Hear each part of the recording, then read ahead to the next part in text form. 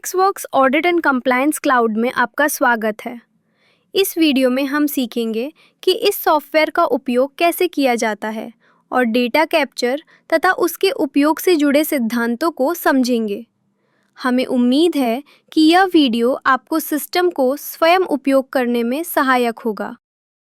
ओपेक्सवर्क्स audit cloud एक web आधारित software है जो आपके वेब ब्राउज़र में चलता है।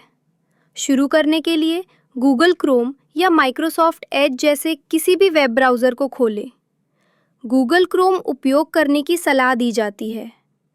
एड्रेस बार में URL टाइप करें https://www.opex-works.in/new_audit_cloud और एंटर दबाएं। इससे सॉफ्टवेयर का लॉगिन विंडो खुलेगा। इसके बाद अपने लॉगिन के लिए दिए गए यूज़र आईडी और पासवर्ड दर्ज करें, जैसा कि तीर नंबर 2 और 3 में दिखाया गया है। फिर लॉगिन बटन पर क्लिक करें, जैसा कि तीर नंबर 4 में दिखाया गया है। यदि लॉगिन में कोई कठिनाई हो तो स्क्रीन पर दिए गए नंबर पर हेल्प डेस्क से संपर्क करें। इन विवरण सही हैं तो मुख्य सॉफ्टवेयर विंडो दिखाई देगी। बाईं ओर दिए गए मेन्यू से सभी विकल्प उपलब्ध है। एडमिनिस्ट्रेटर द्वारा दिए गए रोल के आधार पर उपलब्ध विकल्प अलग-अलग हो सकते हैं। देखते हैं कि आपकी कंपनी की ऑडिट कंप्लायंस परफॉर्मेंस कैसी है। इसके लिए एक डैशबोर्ड उपलब्ध है, जिसे आप होम मेन्यू से बेस्ट परफॉर्मेंस चुनकर देख सकते हैं। आप अपनी सुविधा अनुसार फ्रॉम डेट और टू डेट चुन सकते हैं। यदि आपका रोल सप्लायर है तो वेंडर ड्रॉप डाउन में केवल आपकी कंपनी का नाम ही दिखाई देगा। इसके बाद टॉप या बॉटम बटन चुनकर बेस्ट या वर्स्ट परफॉर्मेंस देख सकते हैं। फिर सर्च बटन दबाएं।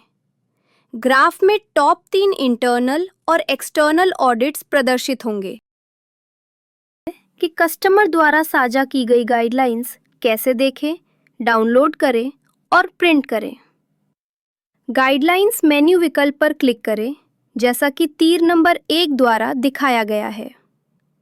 ये सभी गाइडलाइंस की सूची प्रदर्शित करेगा। डॉक्यूमेंट आइकॉन पर क्लिक करते ही दस्तावेज स्क्रीन पर खुल जाएगा। आप इसे डाउनलोड आइकॉन से डाउनलोड कर सकते हैं या प्रिंट आइकॉन से प्रिंट कर सकते हैं। कार्य पूरा होने पर दाईं ओर ऊपर दिए गए क्रॉस आइकॉन से विंडो बंद करें। कस्टमर कुछ विशेष ऑडिट आपकी कंपनी के लिए लागू कर सकता है। इन्हें देखने के लिए मुख्य मेन्यू से ऑडिट एप्लीकेबल विकल्प चुनें, जैसा कि तीर द्वारा दिखाया गया है। इस स्क्रीन पर लागू सभी ऑडिट दिखते हैं। ऑडिटर और ऑडिटी के नाम कस्टमर द्वारा दर्ज किए गए होते हैं। किसी बदलाव हेतु अपने कस्टमर से संपर्क करें।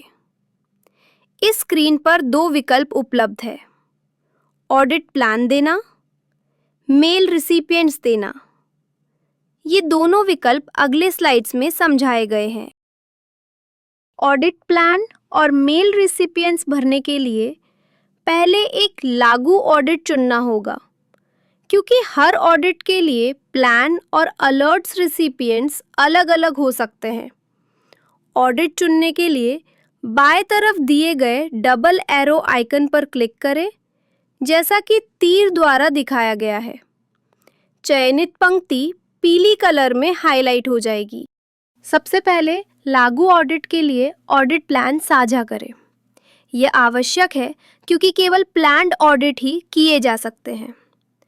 ऑडिट प्लान दर्ज करने के लिए ऑडिट प्लान बटन पर क्लिक करें, जैसा कि तीर नंबर 1 द्वारा दिखाया गया है। पॉपअप में 4 कॉलम दिखेंगे: मंथ, इंटरनल, एक्सटर्नल, CFT और TP। CFT और TP का मतलब क्रॉस फंक्शनल, टीम्स और थर्ड पार्टी है। एक्सटर्नल और CFT और TP डेटा ग्राहक द्वारा भरा जाता है और आप इसे बदल नहीं सकते। आप केवल इंटरनल ऑडिट के लिए प्लान दर्ज कर सकते हैं।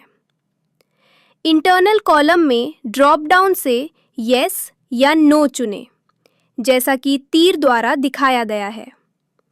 डिफ़ॉल्ट रूप से सभी इंटरनल प्लान्स नो होते हैं। सभी महीनों के लिए डेटा भरने के बाद सेव पर क्लिक करें, जैसा कि तीर नंबर 2 द्वारा दिखाया गया है। अब ऑडिट क्लाउड के लिए अलर्ट सिस्टम सेट करते हैं। मेल रेसिपिएंट्स बटन पर क्लिक करें, जैसा कि तीर नंबर 1 द्वारा दिखाया गया है। एक पॉपअप खुलेगा जिसमें आपकी कंपनी के ईमेल आईडीज दर्ज किए जा सकते हैं। इंटरनल रेसिपिएंट्स आपकी कंपनी के लोग, एक्सटर्नल रेसिपिएंट्स कस्टमर की कंपनी के लोग जो आप केवल देख सकते हैं। कई ईमेल आईडी दर्ज करने के लिए उन्हें कॉमा से अलग करें। 3 स्तर उपलब्ध है, लेवल 1, लेवल 2 और level 3। L1 plant operating team, L2 plant management, L3 senior management. सभी स्तरों के लिए ईमेल आईडी दर्ज करने के बाद सेव क्लिक करें, जैसा कि तीर नंबर 2 द्वारा दिखाया गया है। अब ऑडिट डेटा दर्ज करने की प्रक्रिया शुरू होती है। डेटा दर्ज करने के लिए मेन्यू से ऑडिट विकल्प चुनें, जैसा कि तीर नंबर 1 द्वारा दिखाया गया है। इससे आपके प्लांट में अब तक किए गए सभी ऑडिट की सूची दिखेगी। वर्कस्पेस बढ़ाने के लिए मेन्यू बटन उपलब्ध है। इसे क्लिक करने पर मेन्यू छिप जाएगा और स्क्रीन पर अधिक जगह उपलब्ध होगी। ये बटन और इसका प्रभाव तीर से दिखाया गया है। अब हम ऑडिट डेटा एंट्री प्रक्रिया को विस्तार से समझते हैं। क्योंकि ये सप्लायर एक्सेस है, इसलिए वेंडर सूची में केवल आपकी कंपनी का नाम ही दिखाई देगा। यहाँ दिखाया गया ऑडिट डेटा आपकी प्लांट में अब तक किए गए ऑडिट्स को दर्शाता है। दिखाया गया डेटा एप्लीकेबल ऑडिट्स सूची में से पहले ऑडिट का है। इसे बदलने के लिए आप ऑडिट ड्रॉप डाउन सूची का उपयोग कर सकते हैं, जैसा कि तीर नंबर 1 में दिखाया गया है। किसी अन्य ऑडिट को चुनने के लिए सूची में से आवश्यक ऑडिट का नाम चुनें और सर्च बटन पर क्लिक करें, जैसा कि तीर नंबर 2 में दिखाया गया है। अब सूची में चयनित ऑडिट का डेटा दिखाई देगा। यह डेटा डिसेंडिंग ऑर्डर में है, यानी सबसे नया ऑडिट सबसे ऊपर दिखता है। ऑडिट सूची में दिख रहे सभी ऑडिट कंडक्टेड ऑडिट्स है। रंग का अर्थ, रेड कलर रोन्स एक्सटर्नल ऑडिट्स, ब्लैक कलर रोन्स इंटरनल सेल्फ या CFT ऑडिट्स। ऑडिट डेटा के कॉलम में ये जानकारी होती है: ऑडिट की तारीख, ऑडिटर, ऑडिटी, मॉडल और ब्रांड, लोकेशन, मार्क्स प्राप्त और अधिकतम मार्क्स, रेटिंग A 95% या अधिक, B 80 से 90%, C 60 से 80%, D 60% से कम। NC स्टेटस ओपन और क्लोज्ड। रेफरेंस ऑडिट सेल्फ और CFT। नया ऑडिट जोड़ने के लिए ऐड न्यू ऑडिट लिंक चुनें। ऊपर दिए अन्य विकल्प summary, print audit sheet, audit data point, cap and action आगे विस्तृत रूप से समझाए गए हैं। नया ऑडिट जोड़ने के लिए ऐड न्यू ऑडिट पर क्लिक करें, जैसा कि तीर नंबर 1 में दिखाया गया है। डेटा एंट्री फॉर्म खुलेगा जिसकी जानकारी अगले स्लाइड्स में दी गई है। सबसे पहले ऑडिट की तारीख और डेटा एंट्री की तारीख चुनें। कैलेंडर आइकॉन पर क्लिक कर तारीख चुनें, जैसा कि तीर द्वारा दिखाया गया है। Data entry date by default आज की तारीख होगी। अब ऑडिट टाइप दर्ज करें। डिफ़ॉल्ट रूप से इंटरनल प्रदर्शित होगा। ड्रॉप डाउन से सेल्फ या CFT चुनें, जैसा कि तीर द्वारा दिखाया गया है। सेल्फ, यदि ऑडिट प्लान टीम द्वारा किया गया है। CFT, यदि अन्य यूनिट की टीम द्वारा किया गया है। यहाँ ऑडिटर्स और ऑडिटीज के विवरण दर्ज किए जाते हैं। संबंधित टेक्स्ट बॉक्स में माउस रखें और कीबोर्ड की मदद से जानकारी टाइप करें। ऑडिट फॉर फील्ड में ऑडिट का उद्देश्य दर्शाने वाला एक छोटा सा नोट लिखें। इसके बाद ऑडिटर्स और ऑडिटीज के विवरण दर्ज करें। ऑडिट एप्लीकेबल विकल्प में दिए गए नाम यहाँ डिफ़ॉल्ट रूप से प्रदर्शित होंगे। अब हम पार्ट फैमिली और मॉडल ब्रांड की जानकारी दर्ज करते हैं। पार्ट फैमिली ड्रॉप डाउन पर माउस कर्सर ले जाए और सूची में से उपयुक्त विकल्प चुनें। यह सूची मास्टर के पार्ट फैमिली विकल्प से प्राप्त की जाती है। इसके बाद लागू मॉडल या ब्रांड का चयन करें। यह सूची भी मास्टर में दी गई जानकारी के आधार पर स्वचालित रूप से भरी जाती है। यदि आप प्लांट में कई स्थानों पर ऑडिट करते हैं तो आप यहां उस स्थान को निर्दिष्ट कर सकते हैं। उपलब्ध विकल्पों में से चयन करें। ये विकल्प मास्टर में दी गई लोकेशन जानकारी से स्वचालित रूप से भरे जाते हैं। इसके बाद आप तीर द्वारा दिखाए गए स्थान में ऑडिट से संबंधित ओवरऑल ऑब्जर्वेशन या कमेंट्स दर्ज कर सकते हैं। इस सेक्शन में ऑडिट से जुड़े दस्तावेज संलग्न किए जाते हैं। केवल PDF फॉर्मेट स्वीकार्य है। एक ऑडिट में अधिकतम 3 दस्तावेज जोड़े जा सकते हैं। दस्तावेज संलग्न करने के लिए चॉस फाइल बटन पर क्लिक करें। इससे फाइल चयन डायलॉग खुल जाएगा। अपनी इच्छित फाइल ढूंढें और ओपन पर क्लिक करें। बाकी 2 दस्तावेजों के लिए भी इसी प्रक्रिया को दोहराएं। यदि CFT ऑडिट है तो कम से कम एक दस्तावेज संलग्न करना अनिवार्य है। सेल्फ ऑडिट के मामले में दस्तावेज संलग्न करना अनिवार्य नहीं है। अब जानकारी सेव करने के लिए तैयार है।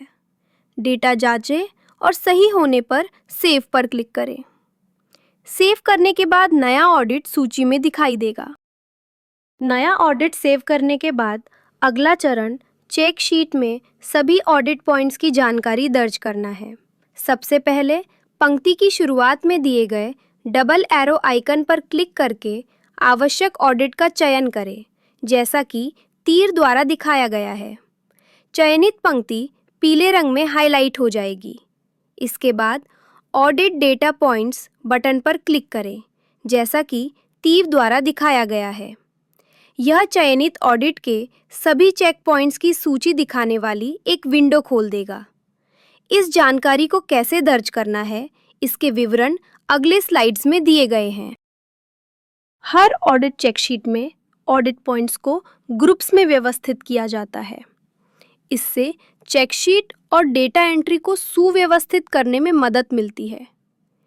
आप किसी ऑडिट पॉइंट ग्रुप का चयन करके केवल उसी समूह के पॉइंट्स देख सकते हैं।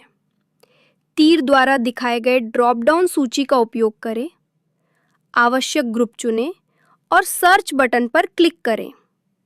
वैकल्पिक रूप से यदि आप सभी ऑडिट पॉइंट्स देखना चाहते हैं तो सूची में से ऑल विकल्प चुनें और सर्च पर क्लिक करें।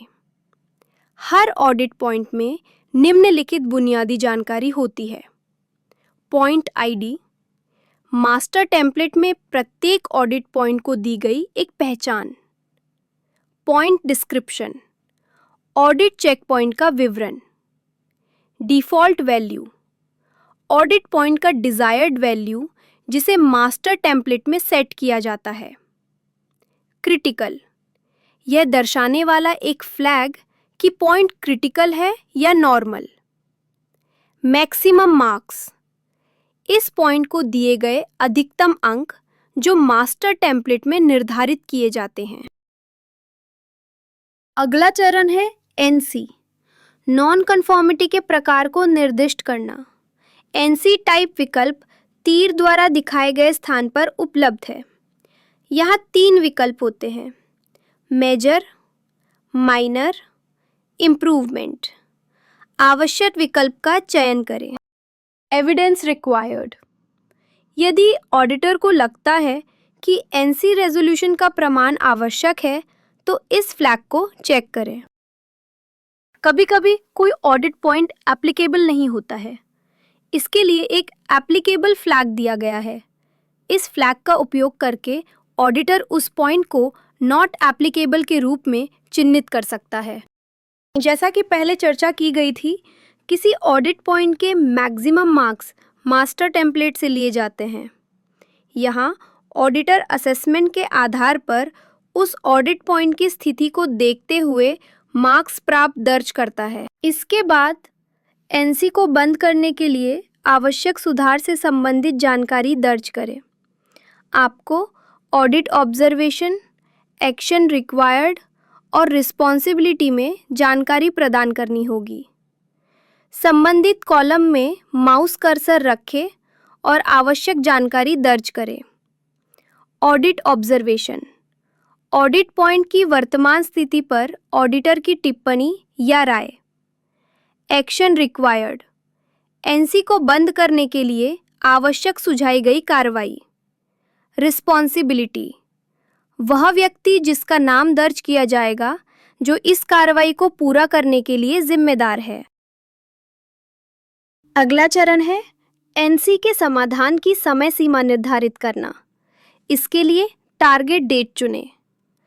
कैलेंडर का उपयोग करके उपयुक्त तिथि का चयन करें। ऑडिट पॉइंट के लिए स्टेज वाइज इनपुट दिया जा सकता है। ऐसा करने के लिए तीर द्वारा दिखाए गए अनुसार ऑडिट पॉइंट डिस्क्रिप्शन पर क्लिक करें। क्लिक करते ही एक पॉपअप स्क्रीन दिखाई देगी जिसमें आप स्टेज वाइज जानकारी दर्ज कर सकते हैं। यहाँ पर आप अधिकतम 30 स्टेज तक का डेटा दर्ज कर सकते हैं। हर ऑडिट पॉइंट के लिए स्टेज दर्ज करना थोड़ा कठिन और समय लेने वाला हो सकता है, इसलिए पिछली ऑडिट पॉइंट से स्टेज कॉपी करने की सुविधा प्रदान की गई है। पहली बार आपको हर स्टेज का नाम स्वयं दर्ज करना होगा, जैसा कि तीर 2 में दिखाया गया है। इसके बाद आने वाले ऑडिट पॉइंट्स के लिए आप तीर 1 में दिखाए गए बटन पर क्लिक करके पिछले ऑडिट पॉइंट की स्टेज के नाम कॉपी कर सकते हैं। यहाँ यूज़र, रिक्वायर्ड और एक्चुअल स्टेटस के लिए उपलब्ध एविडेंस देख सकते हैं। एविडेंस अटैचमेंट केवल मोबाइल मॉड्यूल में उपलब्ध है। डेस्कटॉप मॉड्यूल में एविडेंस की फ़ोटो केवल देखी जा सकती है, अपलोड नहीं की जा सकती। रिक्वायर्ड स्टेटस की फ़ोटो या एक्चुअल स्टेटस की फ़ोटो देखने के लिए तीर द्वारा दिखाए गए अपलोड आइकन पर क्लिक करें। क्लिक करने पर एक छोटा सा पॉपअप विंडो खुलेगा जिसमें इस स्टेज के लिए मोबाइल मॉड्यूल से अटैच की गई एविडेंस इमेज दिखाई देगी। प्रत्येक स्टेज की स्थिति को 3 श्रेणियों में दर्शाया जाता है। ओके, यह स्टेज निर्धारित स्पेसिफिकेशन के अनुसार है। नॉट ओके, यह स्टेज स्पेसिफिकेशन के अनुसार नहीं है। नॉट एप्लीकेबल, यह स्टेज इस ऑडिट पॉइंट के लिए लागू नहीं है। ऑडिट पॉइंट से संबंधित विवरण जैसे एनसी टाइप, मार्क्स प्राप्त, टारगेट डेट और ऑडिट ऑब्जर्वेशन यहाँ भी दर्ज किए जा सकते हैं। ये जानकारी पूरे ऑडिट पॉइंट के लिए होती है, किसी व्यक्तिगत स्टेज के लिए नहीं। यहाँ दर्ज की गई जानकारी मुख्य ऑडिट पॉइंट स्क्रीन पर दिखाई देगी। सारी जानकारी भरने के बाद डेटा सेव करने के लिए सेव बटन पर क्लिक करें, जैसा तीर द्वारा दर्शाया गया है। अब जब आप ऑडिट डेटा पॉइंट एंट्री समझ चुके हैं, तो यही प्रक्रिया ऑडिट के सभी पॉइंट्स के लिए दोहराएं। जब सभी ऑडिट पॉइंट्स की एंट्री पूरी हो जाए, तो डेटा एंट्री को पूरा करने के लिए कुछ क्रियाएं करनी होती हैं। Audit point group drop down सूची में से ऑल विकल्प चुनें, जैसा कि तीर 1 में दिखाया गया है। डेटा एंट्री कंप्लीट बॉक्स पर टिक लगाएं, जैसा कि तीर 2 में दर्शाया गया है। ऐसा करते ही एक नीला टिक मार्क दिखाई देगा। जब आप डेटा एंट्री कंप्लीट बॉक्स को चेक करते हैं, तो आपको इस क्रिया की पुष्टि करनी होगी। पुष्टि करने के बाद आप कोई भी डेटा मॉडिफाई नहीं कर पाएंगे। एक संदेश दिखाई देगा जैसा कि तीर में दिखाया गया है। यदि आप सुनिश्चित हैं तो ओके बटन पर क्लिक करें। इसके बाद जानकारी को सेव करने के लिए सेव बटन पर क्लिक करें ताकि ऑडिट डेटा पॉइंट एंट्री प्रक्रिया पूरी हो जाए। एक बार सेव करने के बाद डेटा फ्रीज हो जाता है और इसे दोबारा मॉडिफाई नहीं किया जा सकता। यदि आपके ऑडिट का स्कोर बी, सी या डी आता है तो इस ऑडिट के सभी लेवल 1 और लेवल 2 रिसिपिएंट्स को ईमेल भेज दिया जाता है। ऑडिट डेटा सेव होने के बाद सेंड मेल बटन सक्रिय होता है। इस बटन से L1 रेसिपिएंट्स को ईमेल भेजा जाता है। ऑडिट का पूरा PDF रिपोर्ट ईमेल में संलग्न होता है। अब हम CAP और NC रेजोल्यूशन से संबंधित कार्यों की डेटा एंट्री के बारे में सीखते हैं। डबल एरो आइकन पर क्लिक करके ऑडिट का चयन करें। चयन किया हुआ ऑडिट पीले रंग में हाईलाइट हो जाएगा। इसके बाद तीर में दिखाए गए CAP एंड एक्शन बटन पर क्लिक करें। इस पर क्लिक करने से नॉन कन्फर्मिटीज़ को प्रबंधित करने के लिए एक नया स्क्रीन खुल जाएगा। दिखाया गया स्क्रीन केवल वही ऑडिट डेटा पॉइंट्स दिखाएगा जिन्हें NC, मेजर, माइनर या इम्प्रूवमेंट के रूप में मार्क किया गया है। कभी-कभी NC रिजॉल्यूशन को होल्ड पर रखा जाता है। ये मैनेजमेंट रिव्यू या देरी जैसी कारणों से हो सकता है। यदि आप किसी NC को होल्ड पर रखना चाहते हैं तो ऑन होल्ड कॉलम में दिए गए बॉक्स को चेक करें। यदि आपने NC रेजोल्यूशन के लिए अपना कार्य पूरा कर लिया है तो कंप्लीशन डेट दर्ज करें। वैकल्पिक रूप से आप दिए गए स्थान में इस NC का रूट कॉज भी दर्ज कर सकते हैं। अगला चरण है NC रेजोल्यूशन का एविडेंस अपलोड करना। इसके लिए अपलोड बटन का उपयोग करें। यह बटन तभी सक्रिय होगा जब उस ऑडिट पॉइंट के लिए एविडेंस रिक्वायर्ड फ्लैग सेट किया गया हो। अपलोड बटन पर क्लिक करने पर फाइल चयन का पॉपअप दिखाई देगा। आवश्यक फाइल चुनें और ओपन पर क्लिक करें। अब जब NC से संबंधित सभी जानकारी दर्ज कर दी गई है तो तीर में दिखाए गए सेव बटन पर क्लिक करें। एविडेंस व्यू बटन केवल डेटा सेव करने के बाद ही सक्रिय होगा। NC डेटा सेव करने के बाद एविडेंस व्यू बटन सक्रिय हो जाता है। आप इस बटन पर क्लिक करके वह विंडो खोल सकते हैं जिसमें एविडेंस के रूप में दी गई इमेज दिखाई देती है। ऑडिट परफॉर्मेंस पर अधिक जानकारी प्राप्त करने के लिए एक समरी बटन उपलब्ध है। इस विकल्प को चुनने से पहले आपको आवश्यक ऑडिट का चयन करना होगा, जैसा कि पहले समझाया गया है। समरी विकल्प चुनते ही एक नई विंडो खुलती है जिसमें एक डेटा टेबल और उसके साथ एक रडार चार्ट में ग्राफिकल प्रस्तुति दिखाई जाती है। डेटा टेबल में निम्न जानकारी दिखाई देती है: ग्रुप में मौजूद पॉइंट्स की संख्या, ग्रुप में नॉट एप्लीकेबल पॉइंट्स की संख्या, ग्रुप में एप्लीकेबल पॉइंट्स की संख्या, उस पॉइंट ग्रुप का अधिकतम संभावित स्कोर, प्राप्त स्कोर, प्रतिशत स्कोर। रडार चार्ट प्रत्येक ऑडिट पॉइंट ग्रुप के लिए अधिकतम अंक के विरुद्ध प्राप्त प्रतिशत दर्शाता है, जिससे कमजोर क्षेत्रों को तुरंत पहचानने में मदद मिलती है। ऑडिट चेकशीट को प्रिंट करने के लिए एक बटन उपलब्ध है।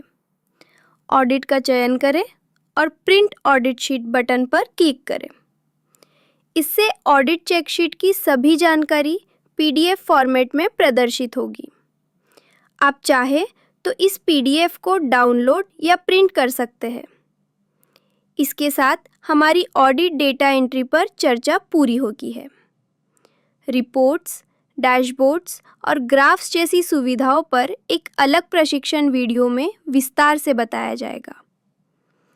अगली कुछ स्लाइड्स में हम डॉक्यूमेंट मैनेजमेंट सिस्टम के बारे में जानकारी देंगे।